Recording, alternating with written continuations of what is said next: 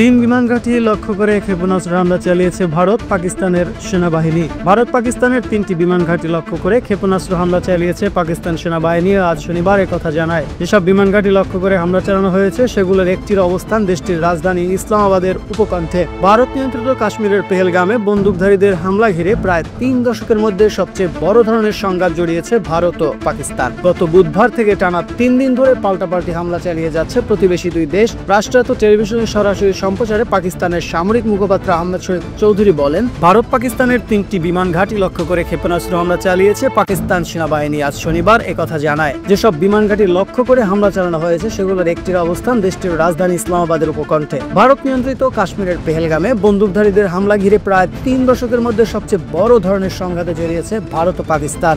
গত বুধবার থেকে টানা ৩ দিন ধরে পাল্টাপাল্টি হামলা চালিয়ে যাচ্ছে প্রতিবেশী দুই দেশ। রাষ্ট্রায়ত্ত টেলিভিশনের সরাসরি সম্প্রচারে পাকিস্তানের সামরিক মুখপাত্র আহমেদ শরীফ চৌধুরী বলেন, ভারত ৩টি বিমান ঘাঁটি লক্ষ্য করে ক্ষেপণাস্ত্র হামলা চালিয়েছে। তিনি বলেন, অধিকাংশ ক্ষেপণাস্ত্র প্রতিহত করা হয়েছে এবং কোনো উড়োজাহাজের ক্ষয়ক্ষতি হয়নি।